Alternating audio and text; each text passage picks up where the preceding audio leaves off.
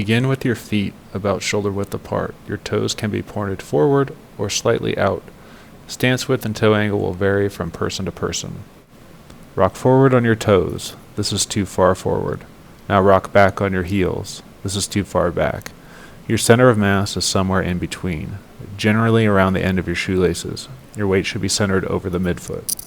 When you're ready to squat, break at the hips and the knees simultaneously.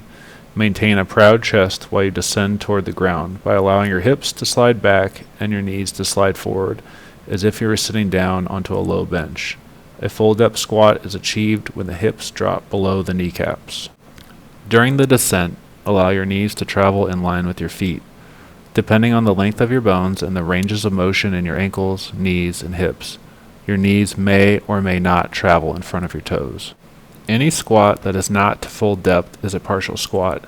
If you cannot achieve a full depth squat, a partial squat is an acceptable alternative while you train to increase your range of motion. Try this drill. As you're practicing the deep squat, use your elbows to press your knees out at the bottom. In this position, the thighs track over the feet are flat with the weight over the midfoot, the hips are below the kneecaps, and the knees for most people are slightly forward of the toes. In this example, the back is at about a 45-degree angle. Many people cannot squat with a vertical torso or vertical shins. Avoid straining your neck with excessive flexion or extension. Let your eyes gaze downward at a natural angle that keeps your neck in a relatively neutral position. After you have established your bottom position, ascend by driving your hips straight up. Learning to drive up with the hips is an important skill when squatting with a barbell because you want the bar to travel in a straight line with the center of mass consistently over the midfoot.